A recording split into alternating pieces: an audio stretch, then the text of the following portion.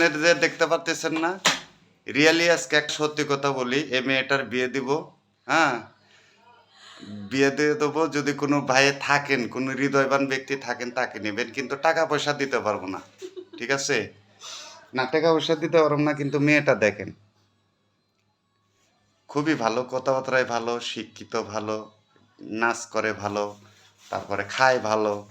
হুম। না আমি খাই ভালো না, খাই কম। ক্যাশ দিবেন কি? ক্যাশ দিবেন? আমি নিজে দেবো, ক্যাশ কি দিব আবার?